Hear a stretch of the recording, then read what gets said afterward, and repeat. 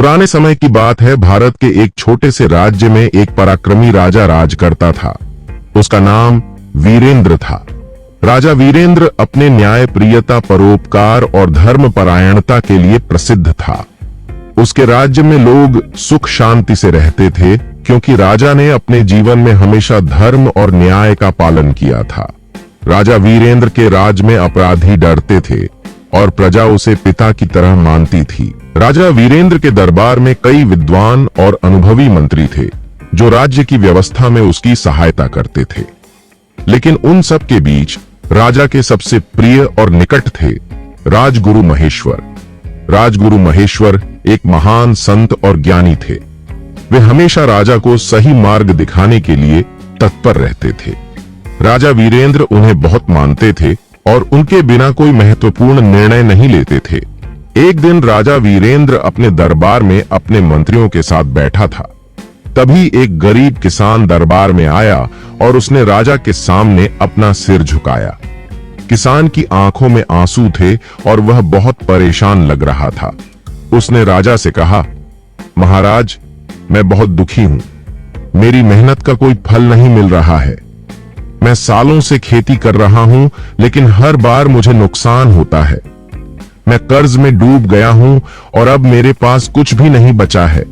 कृपया मेरी मदद करें। राजा वीरेंद्र ने किसान की बातें ध्यान से सुनी और उसकी हालत देखकर बहुत दुखी हुए।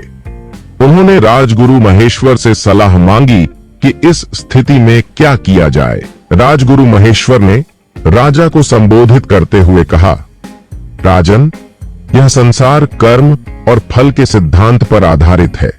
जैसा कर्म किया जाता है वैसा ही फल मिलता है।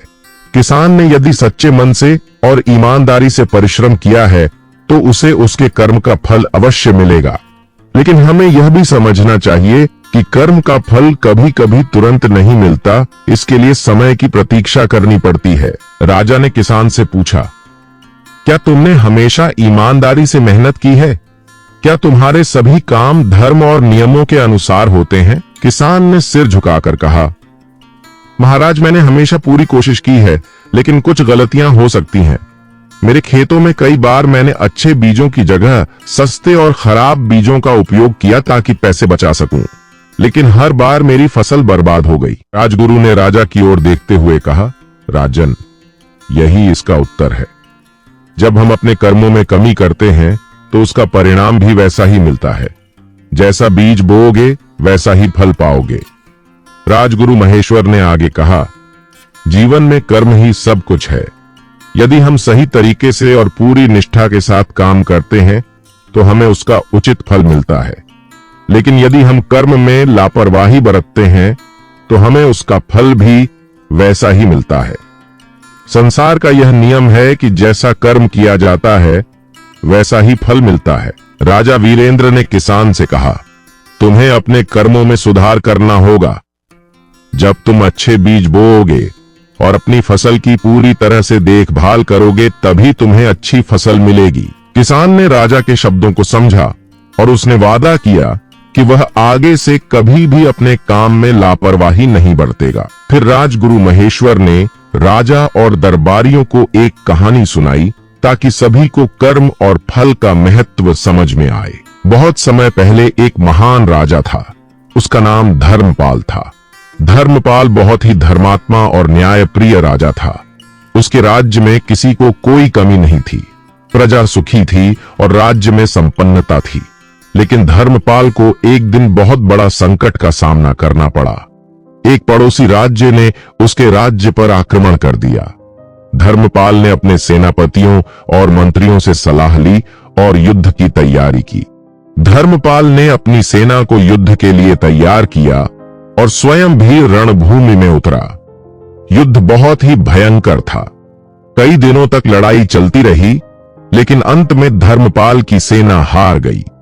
धर्मपाल को अपने राज्य से भागना पड़ा और वह जंगल में शरण लेने के लिए मजबूर हो गया। धर्मपाल ने सोचा, मैंने अपने जीवन में कोई पाप नहीं किया, फिर भी मुझे इस तरह की स्थिति का सामना क्यों करना पड़ा। वह बहुत दुखी था और भगवान से प्रार्थना कर रहा था कि उसे इस स्थिति से बाहर निकाले। कुछ दिनों बाद एक साधु धर्मपाल के पास आए। धर्मपाल ने साधु से अपनी परेशानी साझा की और पूछा, महाराज, मैंने हमेशा धर्म और न्याय का पालन किया है, फिर भी मुझे इस प्रकार के परिणाम का सामना क्यों करना पड़ा? साधु ने मुस्कुराते हुए कहा, राजन, यह तुम्हारे पिछले जन्म के कर्मों का फल है। तुम्हें इस जीवन में अपने कर्मों का फल भुगतना पड़ा है, लेकिन तुम चिंता मत करो। यदि तुम इस संकट का सामना धैर्य और साहस के साथ करते हो तो तुम्हें पुनः अपने कर्मों का फल मिलेगा। धर्मपाल ने साधु के वचनों को समझा और अपने साहस को पुनः संजोया। उसने अपने सेनापतियों और प्रजा के साथ मिलकर फिर से अपनी सेना का गठन किया और अपने राज्य को पुनः जीत लिया। धर्मपाल ने साधु के वचनों को हमेशा याद रखा और अपने जीवन में अच्छे कर्मों का पालन करते रहे। राजगुरु महेश्वर की कहानी से प्रेरित होकर किसान ने अपने खेतों में फिर से काम करना शुरू किया। इस बार उसने अच्छे बीजों का चयन किया, खेतों की अच्छे से देखभाल की और अपनी मेहनत में कोई कमी नहीं रखी। कुछ महीनों बाद उसकी फसल लहलहा उठी।